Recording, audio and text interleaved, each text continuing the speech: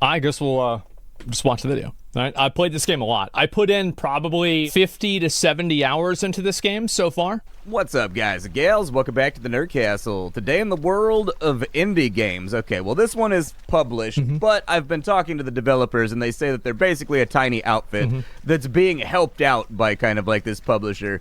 But we got access to the beta for Once Human. And since it's been kind of boring lately, the last 4 or 5 months haven't really been blowing up the charts or anything else, I figured that we could take a look at this and do something new out here today. It's a very, very rare thing here on the channel that I take a look at anything that has to do with online gameplay or anything that has to do with MMO RPGs. But given the recent failure of the day before, I think there's actually like I think the day before failing totally helped this game. It was a huge factor because like the day before it comes out, it's a complete piece of barbecued microwave dog shit. And then this game comes out and it's basically what the day before said it was going to be. Really big gap in the zombie survival genre right now that people are looking to fill.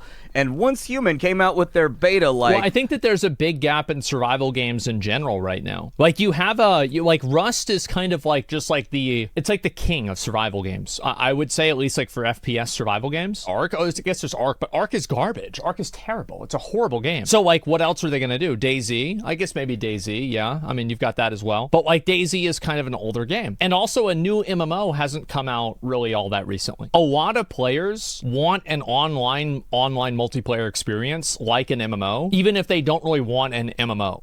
The day after the day before decided to be a giant scam. And so having gotten into that beta, when a lot of people did not get into that beta, I figured I'd record some footage. We'd hang out for about 30 minutes. It'll be edited. We'll talk about what I like. We'll talk about what I don't like, the things that need to change, the things that can mostly stay the same, and hopefully it'll help you decide whether or not you wanted to get the game for yourself. So let's start with the core bare basics. What exactly is Once Human? Once Human is a zombie survival sandbox RPG, MMORPG, that has a lot of players on the map at a time. Think about all the buzzwords that games have, and then this one has all of those. It has base building, sort of Rust style. It has zombies. It has looting. It has hunger, thirst meters. It has leveling up, kind of Icarus style, to learn new blueprints and new things to help you get further and develop new technologies. It's got floating loot. It's got looting containers. It's got areas to explore. It's got bad guys all over the place. And the developers actually did something that I think is pretty laudable. Rather than keeping the game behind closed doors and away from outside speculation, they've opened the game up for a beta right now that's going to run for over a month. And yeah, the beta goes until, I found this out today, it goes until January 21st. So it's going to be going on for a while. During that month, they're going to be unlocking further and further, I suppose, content inside the game from the beginning into late game, with like dungeons and things like that for testing purposes as well. This is a tremendously rare thing in the world of video games. Normally what you'll find... I think that generally video games should only go and let people play the game whenever the game is in a playable good state. Like this game is in a playable good state, so it's okay. But, like, you actually shouldn't let people play the game super early on. Like, people don't like to admit that they're wrong. And because they don't like to admit that they're wrong, whenever you say, oh, yeah, this is your first impression of the game, you don't want to say that your first impression was wrong because you don't want to be wrong. With PR and things of that nature is that they kind of like know when they have a stinker on their hands, and they kind of know when they have a winner on their hands. Otherwise they wouldn't be very good at their jobs. And so you'll see different companies do different things when they have a bad game on their hands. And the number one eyebrow raiser is typically that they're going to hide it from the outside public. They're not going to do big betas like this one right here because it gives away the fact that the game is kind of like dead in the water and a dud before it even releases. I don't know if that's enough evidence. I think it's one point of evidence. Like, if a game doesn't do a big beta and have everybody play it a bunch, then I'm sure the game might actually still be good. Like, Final Fantasy didn't do big betas, and their expansion launches have been pretty good. So, like, I don't think this is necessarily the case, but generally, yes. depriving them of sales. And so the fact that they're being so forthright with this test and inviting a lot of people, they're running the servers right now at 5 times capacity, and everything is still smooth and feeling good. Yeah, the fact that they're doing that is actually really encouraging to my eye. So I kind of wanted to make a video. Part of it was also that I've been sort of bored and I want to try something new out here today. So we're going to give it a go. Like I said, we're going to play for about 30 minutes, see if it's something you wanted to add to your wish list or pass on. He's got to go across that bridge to get the other box. I did this one. If after watching this you wanted to get the game for yourself, I got a link for you down below in the description. You can check that out. The beta was open for like the first 5 days, but they ended up getting like way too many people jumping onto the servers. So they've closed it down right now. You've got to sign up. And they added 20,000 new keys today as well. I'll actually have some to give away. Somebody messaged me about it today. I just haven't really gotten around to it. Rollouts of keys at this point. I was lucky enough that I kind of got in before they shut that all down. But the beta still will be running for like a month, and I'm sure as they stress test, they'll let more and more people on in. That link will be down there for you. On top of that, you can also find a link to my Discord and my Twitch stream, where I've been streaming this game for the last couple days. Let me see if I can actually get a message from the person that messaged me, and I can maybe get them by the end of this video. Let me see.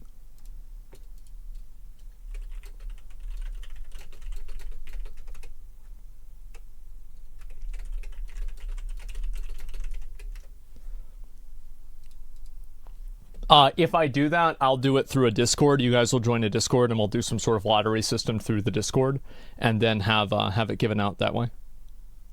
But I just followed up with it now. Just in case you wanted to see the full unadulterated process with no editing from the beginning of the game with the storyline all the way to where we are right now, that's there in VOD format. But let's get this thing cruising. So in Once Human, you take on the role of a guy that's called a Mayfly. You're a person that wakes up in a government facility inside of sort of like this Bactha tank, or like, I don't know, this Kolto tank from like Star Wars, and you climb on out of it with a bunch of Neo-style tubes all over you, and you've got to figure out what happened. You come out to a world that's been annihilated by a phenomenon called the Starfall, which is effectively the stars fell from the sky. It spread this material called... It's like Elden Ring, whenever Astiel came in, and like all the other like eldritch beings...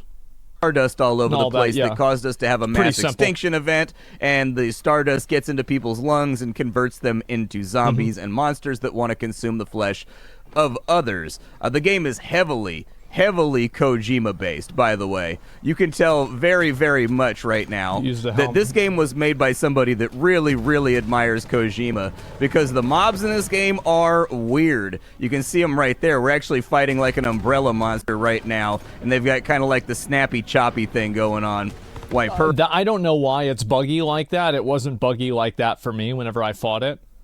So yeah, I mean, Kojima, I mean, is this a Kojima game? I mean, I don't know. I'm not sure. Like, it has the backpack that's like Death Stranding. Out real quick, and then she summons rain from the sky that deteriorates your health. Cool thing is, whenever you fight one of these special enemies right here... Oh, God, okay. Apparently there's rain on her right there, too. No, it's following me? Oh, it's following me. That's no bueno. All right, let's stay away from it. I'm going to pop an activator real fast. There we go. I've got stim packs, so we're going to be all right. But I got to run from the rainfall. I don't know if it can follow me indoors. Let's find out. It can indeed follow you indoors. That's going to be one of those things that needs to change. I just want to loot my body. Can I loot my body? Is that all right? With these special enemies, they always drop some kind of weird tool. Like there's like a briefcase that... Yeah, one of the problems with the game is that the tools don't scale. So, for example, like, you know, the guys with the light, the flashlight on their head, it does 20 damage at the beginning of the game, and then at the end of the game, it still does 20 damage. I don't like that. I think it should scale up to where it's still useful, and that way, because like it feels good to use your environment and use the tools that the enemies drop to make combat easier. So you should have those abilities and those items scale up in damage that they do, either doing a percentage of damage or whatever. WoW weapons don't scale? Well, yeah, but it's like, you think about it like this, right? Like, it's the same mob, basically, but they're in higher level zones. Like, higher level mobs drop higher level gear, right? So it's just that simple. Fires money grenades. There's an umbrella that summons clouds of acid. Yeah. There's a spotlight that melts the enemy on like a molecular level. Because It's you like are UV a light. firefly, you can use psychic powers to interact with corrupted objects in interesting ways and blow up tons of enemies, is the rough idea. And that was one of the random rare I also kind of don't want to say this because I'm worried they could turn this into a microtransaction. But I think that there should be a way for you to be able to automatically AoE loot everything around you passively. Because having to go down and click and actually like loot every single item that's nearby is a very boring and annoying process. Like just fundamentally, like I'm spending a lot of my time just clicking on items and then putting them in my bag. I don't like doing this. It's like PoE. Well, like PoE solved that problem though, because like remember back in the day, whenever PoE you would never drop stacks of like scrolls of wisdom, and like now they drop stacks of what do you call it, of different currency. The reason why is because it was a response to that exact problem. So PoE is actually a good example of what I'm saying. And in fact, in the Chinese version of Path of Exile, I believe, there are things that automatically loot certain resources for you in Path of Exile. So that's, yeah, and loot filters as well. All I'm really trying to get at is I do hope that there is a way for you to auto loot. Like, let's say if you're Deviant, which is like that thing in your backpack, you can have a Deviant that will automatically loot everything around you. That would tremendously improve my experience to where I'm actually playing the game more rather than just sitting around doing nothing, like just clicking on loot.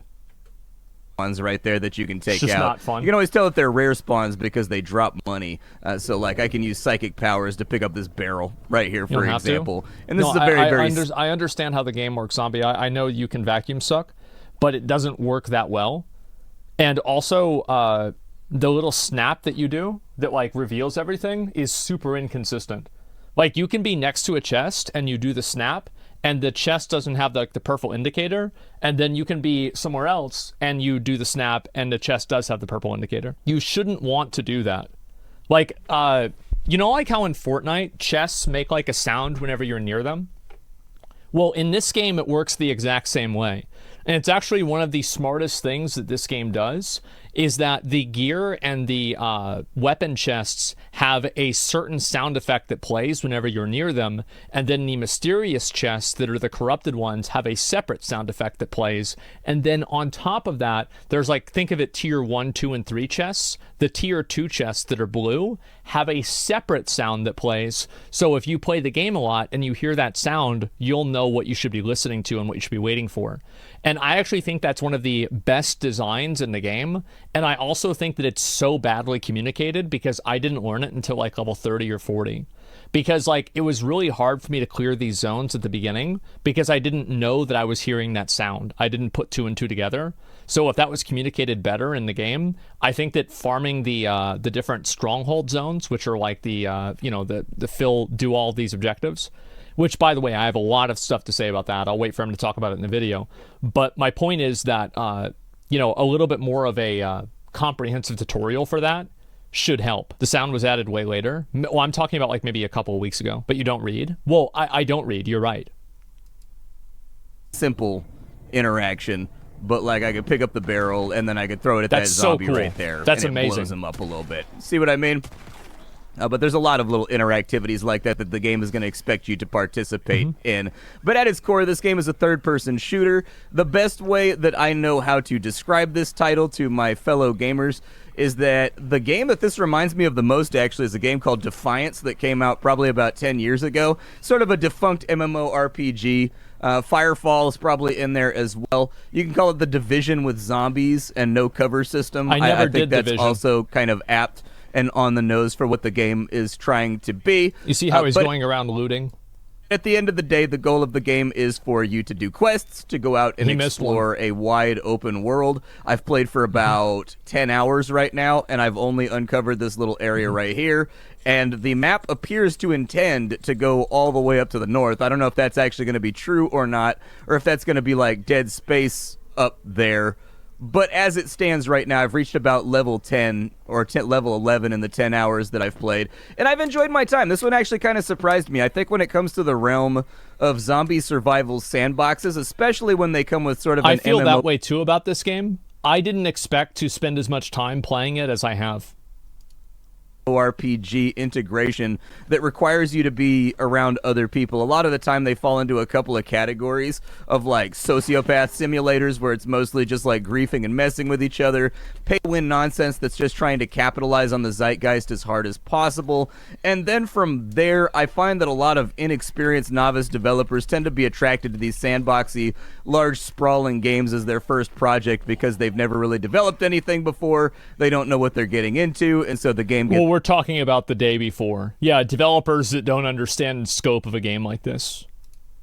It's criminally underserved, turns out to be a giant, lumpy, stinky turd, and everybody starts hating zombie games even more as that goes along. This does not appear to be that kind of a cynical case. This is it's good. That's not, that just is not the case here. Actually reasonably well made. It's difficult for me to express. Oh, that one was a mimic. Damn. All right, let's get the mimic out of here. Some of the treasure boxes are mimics. And that also, one's like, little minor thing, if you shoot these mimics with a crossbow gun, you don't get your arrows back. It's obviously a bug. It shouldn't work that way. It's an insult to injury mimic right there because we didn't even get treasure. Usually you still get treasure after you kill the mimic, but not that time around. Hurtful. That's the best way I know how to describe that. But thus far, this game has kind of surprised me. It's been difficult to appraise the netcode performance, largely due to the fact that right now they're stress testing. So if you see rubber banding, if you see mobs acting oddly, that's supposed to be happening. I have this straight out of the developer's mouth. I've actually got a DM running with them right now on Twitch. I have it straight from the developer's mouth that they're stress testing, and they've let in like 5-6 times as many people as they expected to. So they didn't think anybody was going to be interested in the game. You need to have a large game with a lot of people out in the world. Playing a game like this with no groups of people around and seeing other people regularly, you might as well just be playing a single-player game. And the truth is that a single-player game will always be able to offer a better and more comprehensive experience for a single player than an MMO will. They released this beta and they thought they weren't going to get any signups. They figured they'd have like under 10,000 signups. And by the way, it looks like I will be getting the keys today, and I think I'll be getting 300. And so whenever I do that, I'll give a Discord for you guys to join. Turns out that they got 50 or 60,000, and because they just had an open button on the front page of their website, they ended up with way more people in the beta than they expected. Yesterday, I had to wait over an hour in queue just to get into the game. That's really, really good. That means that one of the biggest things that games like this need is the ability to see a lot of other people and interact with a lot of other people in the game. That's like super fucking important. There is interest in the game. However, they're stress testing right now. So if you see mobs doing weird stuff or whatever, it's because the servers are under like a catastrophic load that's not going to... Oh my god. Is that a baby head spider made out of fingers?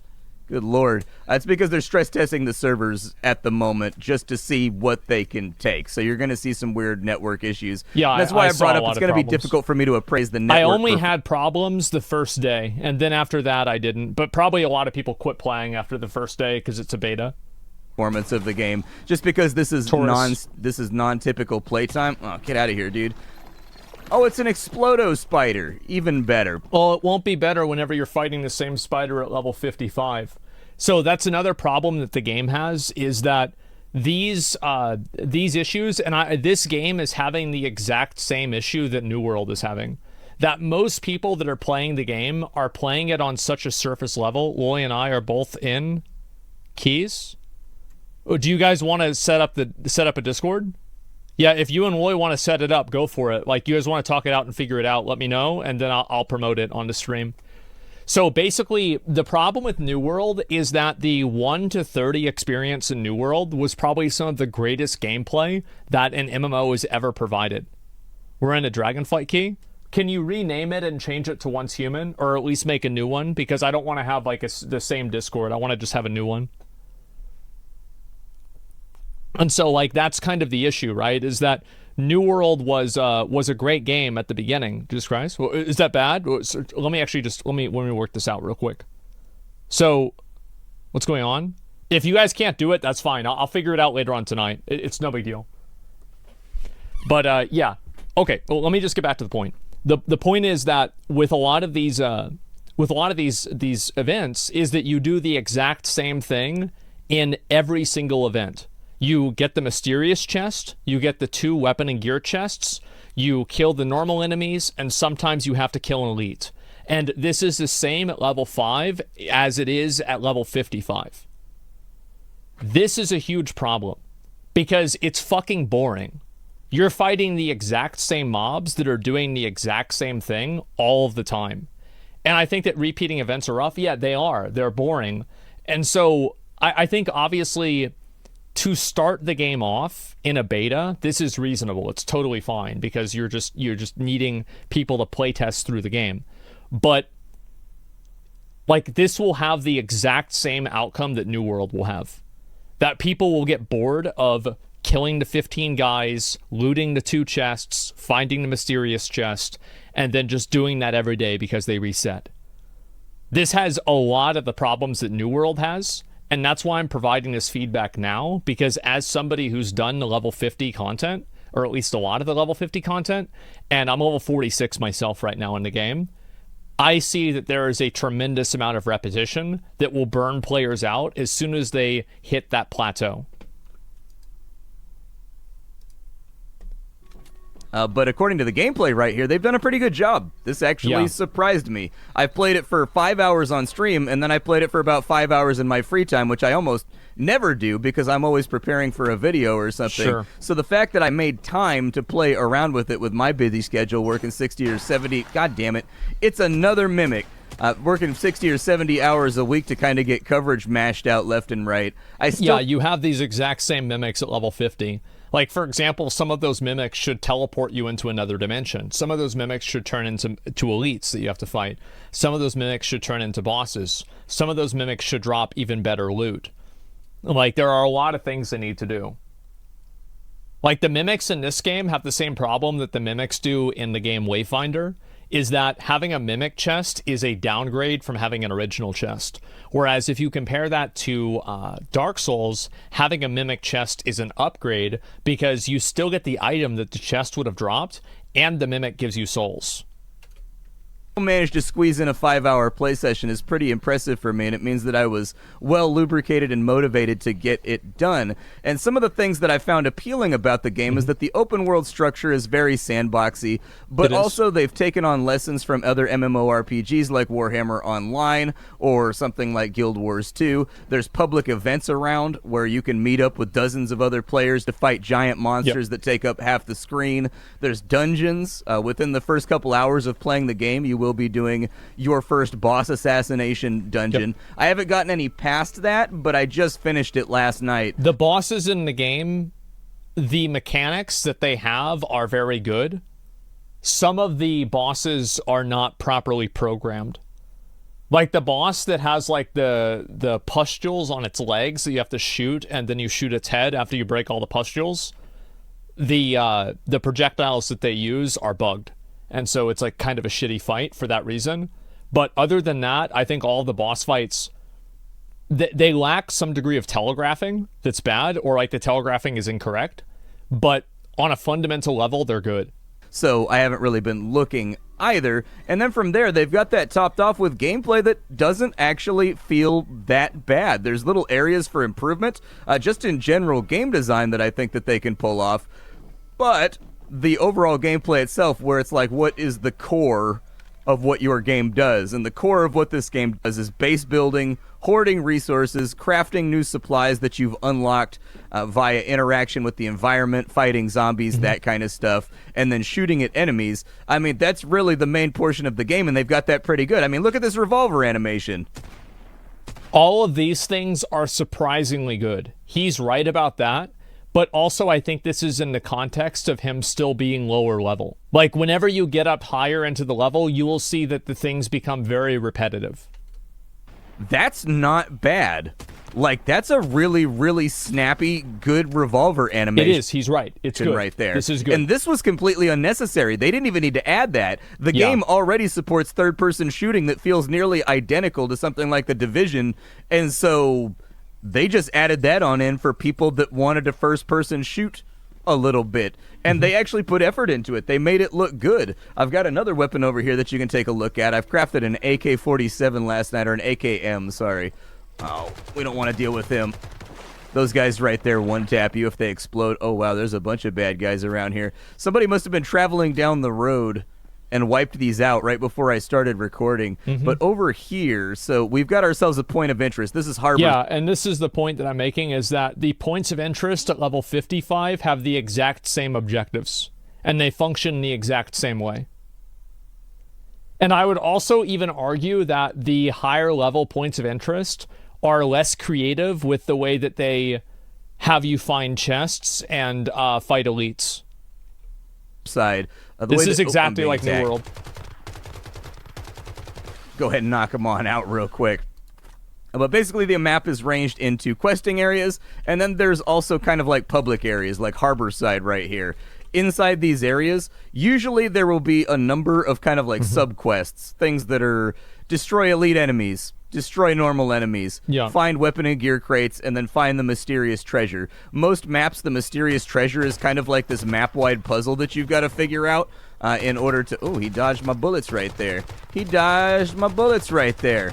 Usually there's kind of like this map-wide quest, like you've got to gather a fuse, put it in a fuse box, that opens a door, and there's... See, like, that's what I'm saying, right? Is that, like, he's right, but I think that the amount of puzzles that you have to do, it's like an inverse, where it's like the higher level ones should be more complex because they give better rewards.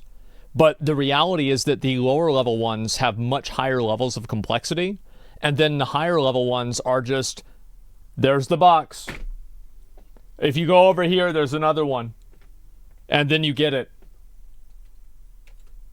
The secret chest inside of it. That's usually what it means by secret treasure. One of the ones that I did is that you had to find a bunker key, and somebody had a bunker in their backyard or whatever. Which, again, is all understandable and forgivable in the context of it being a beta, because this is a beta for a game, and they haven't fully fleshed out the later versions of the game. They're placeholder objectives, yeah, and like this is totally fine. But I am giving my feedback on the current state of it. You have the bunker key, you can open up the bunker, and there was like a treasure chest in there that had like better than normal stuff. And once you clear those objectives out, you get a fat grip of XP as though you completed a quest. Yeah. You get yourself some rewards, and then you move on to the next area to either work on the storyline or do it in the next little town area. And the little town areas are not boring. There's not a lot of copy pasta in this game.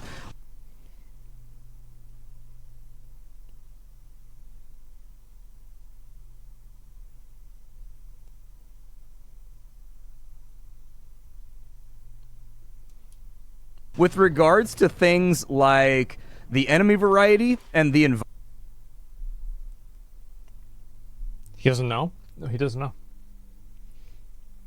His opinion isn't wrong. He's not wrong with anything he's saying. He just hasn't gotten far enough in the game to experience what I've experienced. And I just hope that the community for this game listens to what I and a lot of other people are probably going to say that play the game a lot, and they actually iterate and improve the game pre-launch, because if they don't, this game will have the New World problem. Like, I'm seeing so many similarities with this game and New World. Environmental variety? I look for things like...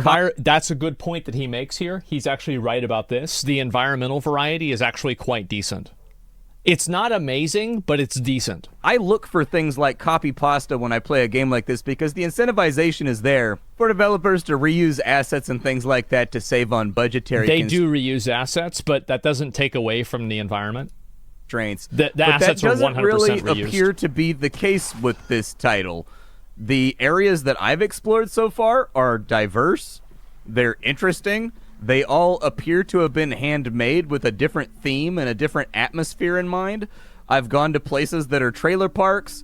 I've gone to what appears to be a big smelter, effectively, like a smelting facility for like an off-mining facility. Yeah. Right now I'm taking a look at this harbor and we're fighting zombies. There was kind of like a sunken ward bayou area that I saw. Oh my god, okay. There was a sunken area, bayou type area that I was interacting with a little bit earlier that kind of reminded me of Louisiana. Like, they've got a lot of different... Yeah, you basically go from Florida to, like, Wisconsin to Arizona. Environments in here, and it's clear that the set pieces were made by hand by someone that cared and was actually trying to make things different. On top of that, there's like a gazillion different zombie and enemy types that we've run into. All of the zombie types, you will encounter every type of zombie type that you will see up until level 50 by level 20. That's it. There might be one exception. They've sort of slowed down in their deployment, but from the beginning of the game, I think we were playing for like 3 hours on Twitch, and somebody in chat was like, wow, we've seen like a lot of enemy types in this first 3 hours, and I couldn't do anything but agree. There's been bugs, there's been alligators, there's been wolves, there's been zombies of every type, from doctor zombies to construction zombies to you name it. There's flying monsters, there's like blanky tigers. There's a lot of mobs in this game that all have different attack patterns and different things that they do that sort of break up the monotony. I would argue that all of the zombies effectively behave the exact same. They look different, and I think that's enough. But they do behave the exact same. Their attack patterns don't matter because they move too slow for the attack patterns to have any consequence, because you're not getting hit by them. Of exploring the map and make it more interesting to grab stuff. Also titillates the brain and forces you to learn strategies for destroying each of those mobs, because some of them have specific interactions and ways that you've got to take them down. And I think he's right about that. That's true.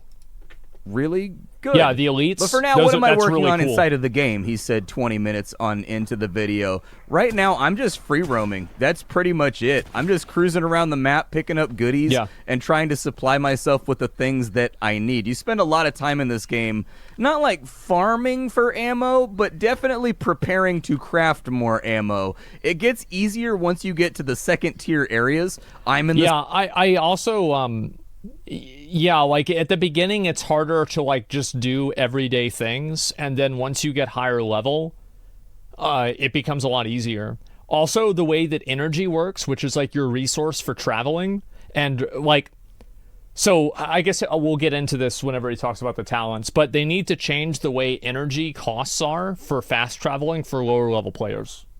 Second tier area right now. Inside the second tier area, you seem to loot gunpowder a lot more frequently, and manufacturing gunpowder tends to be the big limiting reagent that keeps you from being able to make ammo this second 90% of the time in my experience. So once you start getting gunpowder and loose loot, it gets easier to supply yourself with firearms. But I'm cruising around the map. I'm looking for supplies. I'm looking for interesting crates. You can get blueprints to craft new gear and new things inside crates, so new armors, new helmets, new guns. They do have different things that they do. You can take a look right here while we're in a safe space. This is my character. All my stats are over here. These are my weapons. I've got a revolver, and I've got an AKM and a torch for melee. I'm being attacked again because, of course, the game just can't leave me alone while I'm trying to talk to my audience. Also, this game has another thing where you have an enemy like this alligator that's really hard to kill, and the enemies don't drop, like some of these high health enemies don't drop rewards that are proportional to the time that you take to kill them. So like you can waste all of your time killing one of these alligators, and it's still gonna drop 2 hide and 1 chop. And it's the same thing with the deer, is that the deer at higher level zones, like some of them are actually sheep at higher level zones, but they're basically deer. And so they drop 2 hide and 1 meat. Whereas the level 5 deer drop 2 hide and 1 meat. But they also have more health. So they should either have the same amount of health like throughout the entire game, or the ones that are higher level should drop more meat. Because otherwise it just feels bad to play the game and have to fight harder and kill the harder mobs to get the same rewards. Wow, it feels like you're not making progress. It's like backwards there. Progress. Lower level's more efficient to farm? Yeah. He's not trying to mess with us. That guy took some serious DACA to take out. Yeah, it doesn't matter. He's going to get 2 hide and 1. Want your parts. There we 6 go. hide. So I've got his parts all taken care of. Back to what we were talking about now that my health has been depleted and my bar has been corrupted a little bit. In your gear menu, you've got different guns, different weapons, different armor. They're kind of limited selection right now. For Tier 1, there's 3 armor sets, and I think there's 2 different pistols, 1 SMG, 1 rifle, and 1 shotgun. in tier 1. That's going to need to be diversified considerably, so like probably to 4 or 5 times as many per tier. You're going to want to have a lot more guns on in there just so people have a lot of options and interesting things to play around with to fit their player style. However, these guns also have things that they do. So I've got, for example, my Hunter 500S right now. It has a weapon passive that every time I reload, it randomly consumes 1 or 2 bullets from my overall supply, and each bullet that it consumes gives me plus 10% damage, so it hits harder. That's one of the reasons why this revolver is super meta right now. I use this all the time. Broken compared to all the other weapons with how much damage it does. But every single piece of equipment and every single set and every single gun in the game, it all has a function. It has a thing that it does, and you'll want to read those descriptions. Inside the beta right now, the game is not fully translated. There are problems with translations that make things hard to understand, like what different stats do. But overall, I think that's just a growing pain of it being translated. Not really an issue with the game, fundamentally. Chinese around anywhere, sorry. I mean, the game's not fully translated. It doesn't come out for like another year to another year and a half, so they don't have the game fully translated yet. It's mostly translated, though. You'll figure it out. I've only had trouble with what the game wanted from me due to a bad translation twice in the 10 hours that I've played, where the thing it was saying on screen was completely different than what it actually wanted, because it was clear there was some kind of translational issue. But it's mostly okay. But you will run into... Also, another really great thing this game has is that, you know how Elden Ring and like Dark Souls have like those little messages that players can leave down, like try finger butthole? This game has the exact same thing. So like whenever you're in a zone and you're wondering like, where's the chest? Where should I go? And you see a bunch of those items, they'll tell you like, hey, it's here. So it allows players to help new players. I actually think it's really cool. I don't know if it's Mandarin or Cantonese or standardized Chinese. I don't know. I'm not educated enough to know, but you will occasionally run into chunks of text or tooltips that are in Chinese if you're playing around with the beta. Forget what I was saying. Oh yeah, every weapon and every armor has its own kind of like function and play style that it supports. It does. There's like a melee suit. There's a suit that helps. The bonuses that you get from weapons are, in my opinion, not as interesting as the ones from Remnant 2. They're okay, but they're not great. Helps you be a pack rat and carry more None of them gear. like that I've experienced so far are like really fucking cool. Like for example, what was that weapon? The Nightfall weapon in Remnant? Or like the bow, or like the handgun that shoots like the crossbow darts, and then you can pull them out to heal yourself and get your ammo back.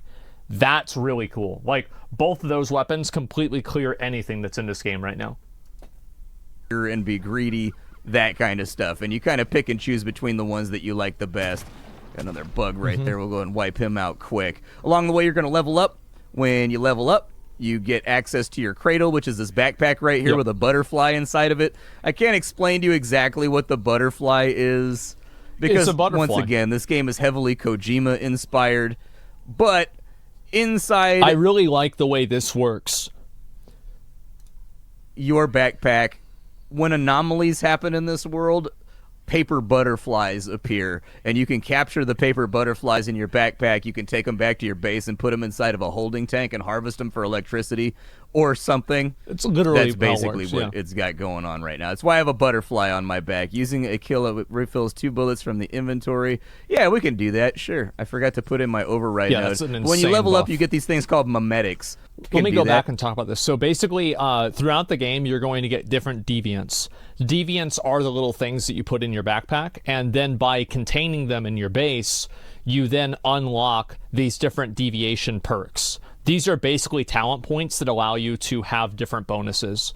Some talent points give you more weak spot damage. This one, I think, gives you just more base weapon damage. And then as you complete and do different objectives in the game, like this one, these right here are different like kind of dungeons that you have to do. And these here are different bosses. So this one's for the first boss, this is for the treant, the second boss, this is for the spider, and this is for the dog. And so, like, that's basically how this works. Is it sponsored? No, this is not a sponsored video, and I'm not sponsored either by it. I'm just talking about it. I'm just explaining how it works. I actually really like the way this works because you can mix and match them and change them based off of what you're currently doing.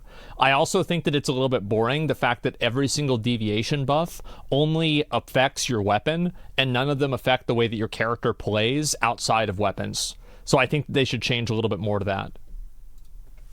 Sure, I forgot to put in my override node. But when you level up, Yeah, you get this these is things great. called memetics. So you're going to get more HP. So this is your standard talent tree. It's very simple. And you unlock different tiers of the talent tree based off of how many bosses that you've killed. And so if you kill the boss, you unlock new talent trees. It literally says you have to kill this boss in order to unlock this.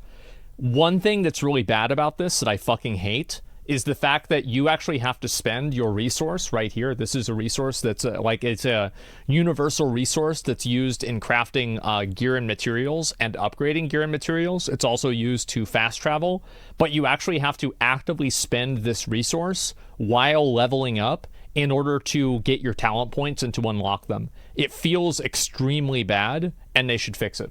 They should just completely take out the energy resource cost of upgrading your talents. Feels like literal dog shit. HP, more damage, that kind of That's stuff. how they keep you grinding, but it's not. That's not how they keep you grinding. It's just bad. It's just bad. You're not grinding for this. You just simply don't pick them because it's not worth the decision. It's so easy to farm. If it's so easy to farm and it doesn't matter, then why do you have it? It's shitty to have to pick a talent point. Like, you're either choosing, do I want to make my new gun or do I want to get my new talent point? This is a bad decision that almost no game has, and there's a reason for it. But you also get these memetics. This is just like Icarus. You can see right here, the energy, that's the cost, right? So it shows the energy cost right there. This allows you to craft different things Just be your level up inside points, yeah. of your base. So here you can There's no see that reason I've to got have it have double an barrel energy cost. shotguns, AKMs, PDWs, all that kind of stuff. We also have base defenses because your base will get attacked from time to time by the zombies. I've got lighting mechanisms over here. I've got armor storage, fences. All kinds of things that I can learn from, that I can build, from fortifications And you can't to get every medication talent. to food. There's lots of The it. talent system in itself is actually quite good and I think well designed. It is a good talent system. I'll probably unlock the new food cooking because we're in the tier 2 area. I'll probably unlock electricity too, but I'm running out of money. Yeah, this is great. So unfortunately, I can't unlock more ciphers for right now.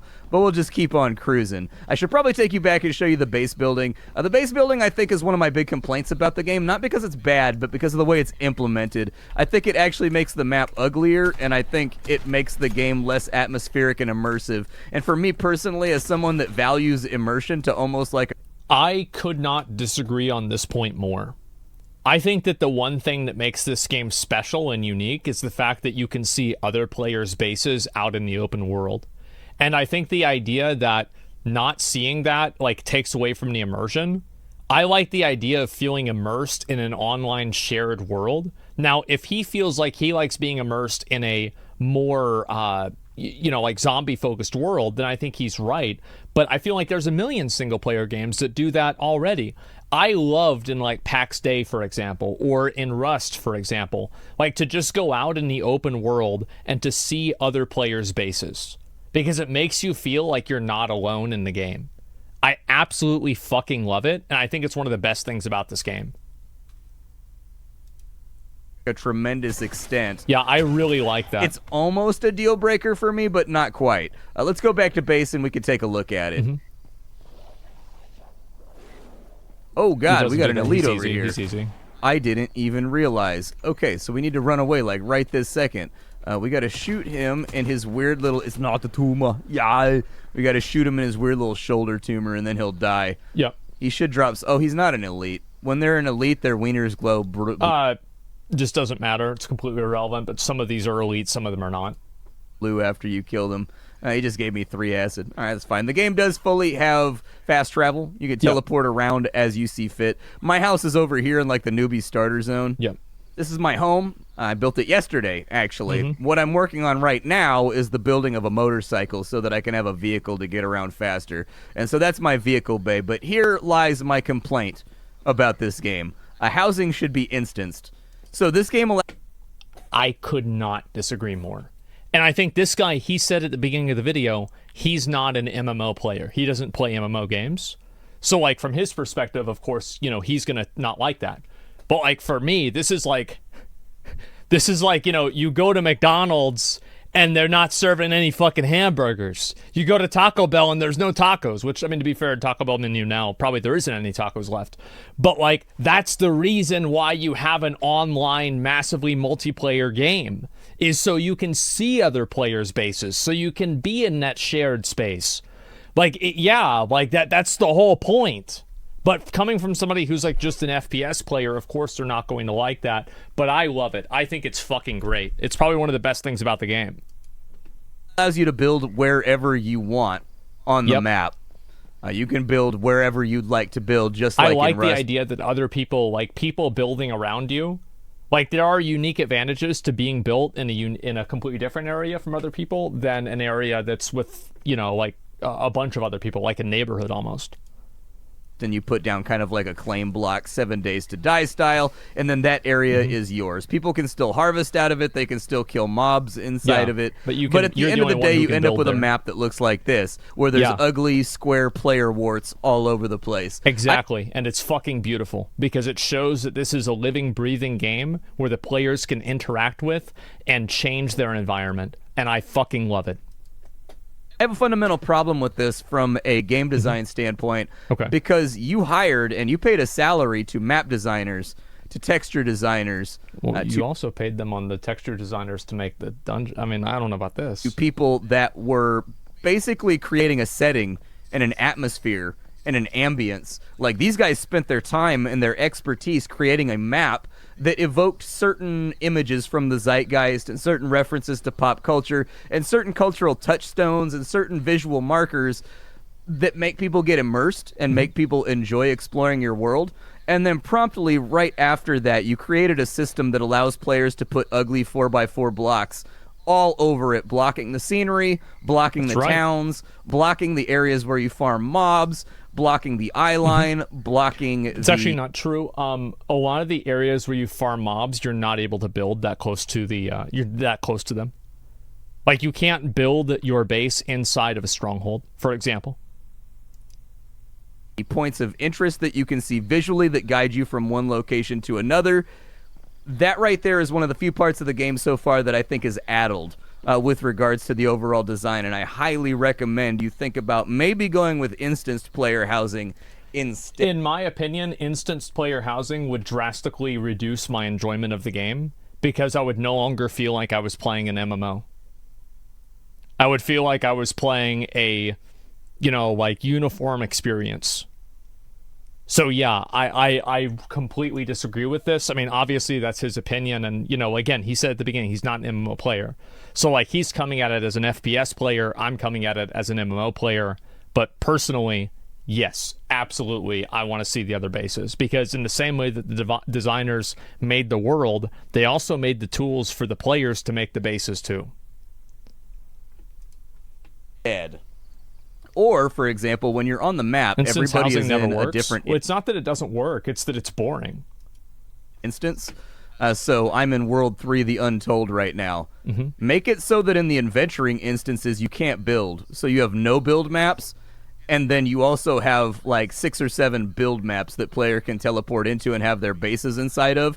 And when you teleport, your base is always marked no matter what instance you're in, and it's always there no matter what instance you're in, but everybody else's is gone. And you can only see everybody else's bases if you're in the free build instance, basically. There's a number of ways around this that I think would actually preserve and respect your map designers' design and vision. The map designer's design and vision was created in the context of players being able to build bases wherever they want. They designed the world in the context of players being able to build wherever and whatever they want. That's the point. That's why it's made. That's why there are restrictions on building. A little bit better without blocking it all off. It's one of my big complaints. But inside your base, there's lots of things you can do inside your base. There's lots of loose loot around. Loose loot is almost universally used for salvaging. So you bring it back to base like this, right? I guess I could just select all. I enjoy clicking, though, and then once you salvage everything, it'll give you resources that you can use to craft. Right now inside my base, I built this entire place, and the building snapping system seems to feel pretty good. It all works. The building system is good. The building, actually, no, the building system is very good. The building system has innovations in it that I've never seen in a building game like this before. I'll give you an example. You can not only save your base as like a blueprint and then recreate your base if you have the materials to recreate it wherever you want, but on top of being able to save your base, you can also relocate your base at any time to any other place in the game. So you can just take your base at like level 1 and you can just relocate it to a higher level area. Fallout 76 does that. See, I never played that game because I heard it was bad. But it's good to know. Yeah, Fallout 76 did it. Well, this game does it too, and it's great. Well, I guess that's it's my not rock new, but feature it's right still there great. in the corner of my house. It looks pretty. I can cook meals over here. So, for example, if I wanted to make some dried blueberries, I could do that. If I wanted to distill sugar from beets, I could do that. I find that with a lot of the buff food, there is no real advantage to using most of these things, like dried orange, roasted pumpkin, roasted hawthorn, orange juice. Like, all of these things don't really have a real particular value to me because they all just do the same thing. I think that giving the food an extra buff would make the food more interesting. I think Valheim already solved this problem by having every single food that you eat in Valheim provide a static amount of health and they have mana as well, and stamina too. And I think that what they should do is have that with this game as well. Because just eating food in order to stay alive, I feel like is kind of boring. And it's like, why have that whenever you can have a system like Valheim? Right there, you can queue up crafting as you like in this title. Because, like, in a way, like, I find maintaining my health and my thirst meters as just an annoying complication that gets in the way of me playing the game. However, I think that if I was able to actually get buffs from that, and I could choose what buffs those were, then I would feel better about doing it.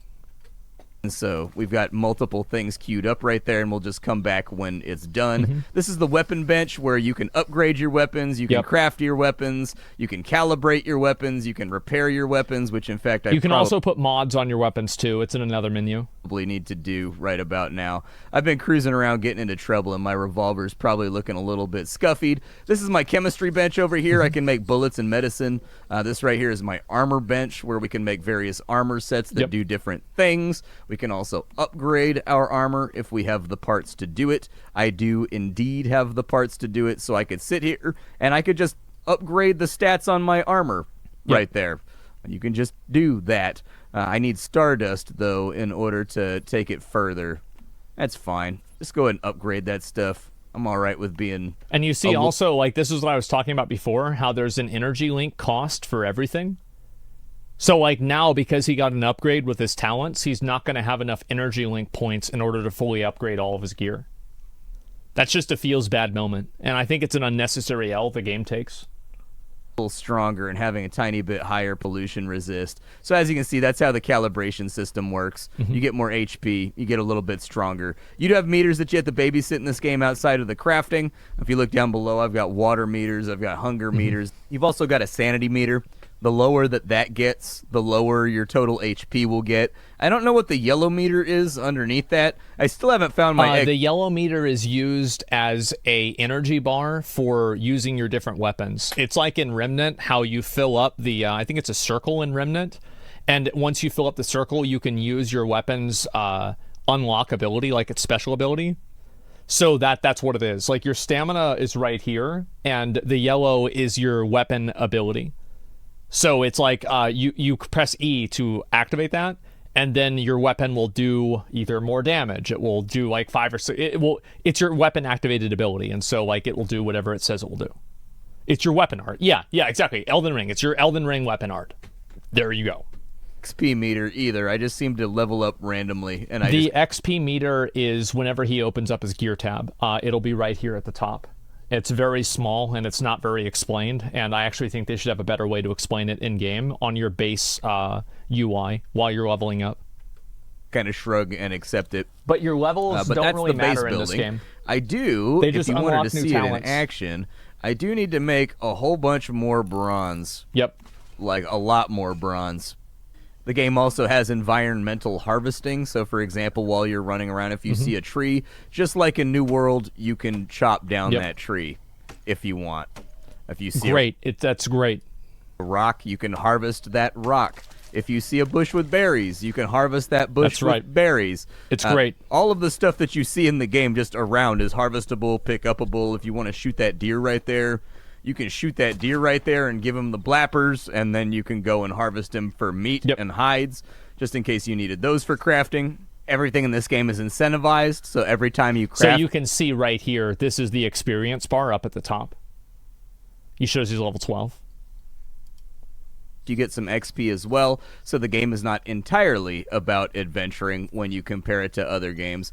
In this title... Every time, so if I make another good thing is that you gain a substantial amount of experience just by doing crafting that's relevant to your level. Again, like New World, and it was a New World come out of the cooker that I get XP for this craft right here. So when I did that, 62 XP, that's roughly the equivalent of killing 4 mobs. Yep. Not bad, right? Big you just get like these little bonuses while you're running around. But the reason why I wanted that bronze is because I wanted to see if we could maybe craft the motorcycle while we're live right now. I've got a motorcycle he should that be I able can make. And I don't know... There we go. We'll throw an engine in it. We'll throw a wheel on it. We'll throw it's gonna be that on it. Yeah, he got it. We'll throw the handlebars on it. Yeah, there we go. We made our first motorcycle. So we should be able, I think... I also think that they should add oil into the game and allow you to refine the oil into fuel. I don't like having to loot other cars in order to get fuel. I think it's a very contrived and counterproductive thing that, like, in order to drive, you need to walk around. The fuel was a pain to get? Yeah. To summon the damn thing. They're not Americans, so they don't understand the importance of finding oil. But yes, you want to be able to, like, maybe get a pump, be able to, like, harvest it somehow, and then have a refinery, something like that.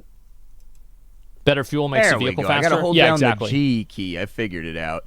Let's summon our motorcycle then, so that we can take a look at it. Can I add fuel? Oh, I've got portable fuel mix. Nice, cool. I must have picked that up randomly while I was cruising. What happens if I go off the rail right I also really like how the only music in the cars is classical music. I think it's hilarious. Nice, dude. We got ourselves like a motorcycle. We've got like a better way to get around the map. They're giving us some epic music right now to go along with it. This game is a pretty good beta. I'm really impressed with where the game is at for having a year or more left of development time for them to play around with. I'm actually kind of surprised by how much time they have left with how solid of a product this is. It impressed me. This is a good beta for having a year of runway left. It's not without problems, so the voice acting is absolutely terrible. The storyline thus far has been like nonsensical and impossible. The storyline is fucking annoying, and they waste your time with too much small talk, and because of that, I lost interest in it, and I stopped paying attention. Possible to figure out. They would have been better off almost with text dialogue. The voice acting is so bad. But I'm hoping that it's like placeholders for right now, but I can't really say. From there have been networking issues, but as I said earlier in the video, they're running the servers at like 6x capacity right now to stress test. So the servers should have more capacity. Like, you should see people out in the open world all the time. Difficult to tell how much of that netcode is going to persist, but I will say that the game is still pretty snappy for being at 6x right now, and for constantly the servers being overloaded with a queue. You know what I mean? Like, there's like the game. Look, when I shoot my gun, dude, here, I'll break out a gun, and this is also, like, I would really like the idea of being able to make vehicles that are large-scale vehicles like a tank. And like a hive, which is a guild in this game, can build a tank, and they can use the tank in open world encounters. Or a battle bus. Like, imagine having like a Fortnite battle bus or something like that. Or a helicopter. Yeah, that'd be fucking awesome. A gazillion trillion people on the server, right? Okay, we got visual artifacting right when I was trying to talk about how awesome everything was. But these things happen. It's a beta. It is what it is. You know what I mean? They've got a year till release. They've got time to clean this on up. My main concern with a title like this is how it's going to be monetized. That's what always worries me. Smart guy. Yeah, I completely agree with him. And the developer said, Galothian did an interview with the developer, and the developer said they wanted this game to win Game of the Year. So they don't want it to have pay to win because they feel like if it has pay to win, it will lower their chances of winning Game of the Year. And so I just really hope their ego wins out over their greed. I just hope so. The most is how are they making money on this title? Yeah. Is it going to be buy to play? Well, also, like, and this guy hasn't gotten that far in the game yet. And maybe he has by now because this is a bit of an older video. But there is an actual gacha machine. It is referred to as a gacha machine in dialogue voiced by an actor. And you open it up, and it's a fucking gacha machine. However, I don't know if you can spend money to get the gacha items. Because apparently, so far, you're not able to. Is it going to be free to play with microtransactions? There's already a skin shop in the game where you can buy skins for your motorcycle and Totally for your fine. armor and Totally stuff like okay. that. And when I Completely was fine. talking to the developers in direct messages, they said that there will be no pay to win and no pay to advance. But I think that's a thing that we've heard before. Yeah, I've heard that before too. Oh, well, you can't win in the game because, so winning is making, well, it's not really pay to win because you can still lose even if you have better gear that you buy with real money. Okay. A lot of the time from various sources. Like, we as gamers have been burned with that line a lot of times in the past. Sure. And so, like, I still remain apprehensive about any game that has a cash shop of any kind. It's also being developed by NetEase, and NetEase has a bad history and a bad reputation. Or is it Just published? have to wait I and don't see. know, For but right now, this was NetEase a very is promising involved. beta. I've played it for about 10 hours, and I enjoyed my time with it. Yes. I'm looking forward to it and playing it in its completed version, and it turned out to be much more than I expected it to be. This is a game with a lot of... I think that's he summed it up the best right there. That's the same for me. Is this game turned out to be much more than I thought it would be. I thought it was just going to be like some bullshit game. Turns out it's actually quite comprehensive and much more larger in scope than what I had expected. Content and a lot of things and a lot of depth and stuff to play around with thus far, and a year away from release, it's in pretty good shape, especially during stress testing. So my name is Splattercat. I sift through the pile to find what's worthwhile in the world of indie games every single day so that you don't have to. I think these developers may have something big on their hands. I think they may be in line to make a lot of money. I agree. As of right now. I agree. Time will tell, I suppose. We'll check back in on the game in like a year. Maybe I'll stream it or something like that once it comes out.